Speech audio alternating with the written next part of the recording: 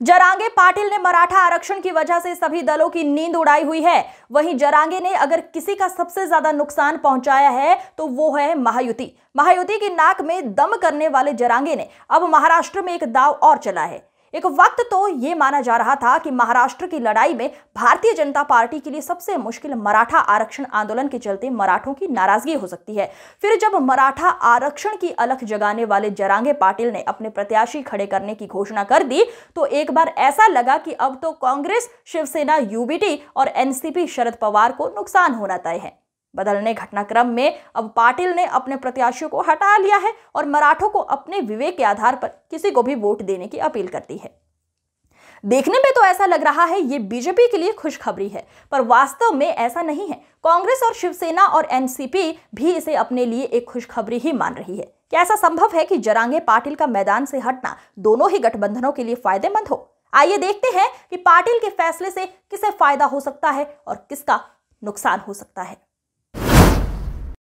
मराठा समुदाय महाराष्ट्र की जनसंख्या का लगभग 32% है। जरांगे पाटिल के नेतृत्व में चलने वाला मराठा आरक्षण आंदोलन के चलते ऐसा माना जा रहा था कि महाविकास अघाड़ी को बहुत फायदा होने वाला है, जैसा कि अभी कुछ महीने पहले हुए लोकसभा चुनावों में देखा गया था।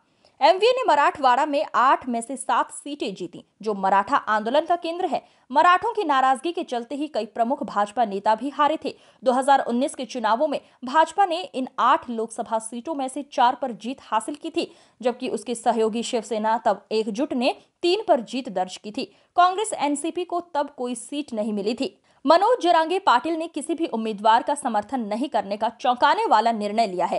पहले उन्होंने अपने उम्मीदवार उतारने का निर्णय लिया, फिर उसे भी बदल दिया है। उन्होंने मराठा समुदाय से अपील की कि वे केवल उन उम्मीदवारों को हराने के उद्देश्य से मतदान न करें जो आरक्षण का विरोध करते हैं। उन्होंने यहां तक कहा कि मराठा आरक्षण की मांग का समर्थन करने वाले भाजपा नेताओं को वोट देने के लिए लोग स्वतंत्र हैं। भाजपा ने तुरंत जरांगे पाटिल के इस निर्णय की सराहना की और इसे उनके मराठा आरक्षण आंदोलन के लिए समझदारी भरा, उचित और स्वस्थ कदम बताया है।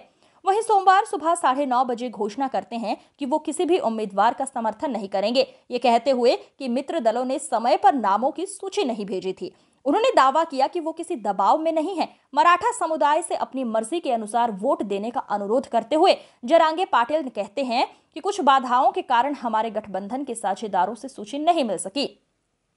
बीजेपी उम्मीदवारों का भी वो सपोर्ट करने को तैयार है। अगर उम्मीदवार हमें लिखित में देंगे कि वे हमारी आरक्षण की मांग का समर्थन करते हैं तो वो ये भी कहते हैं कि हम उनका समर्थन करेंगे और उनके पत्र या मांग को किसी और के साथ साझा नहीं करेंगे। मतलब साफ है कि उनके लिए बीजेपी अछूत नहीं है। राजनीति अनंत संभावनाओं का खेल है।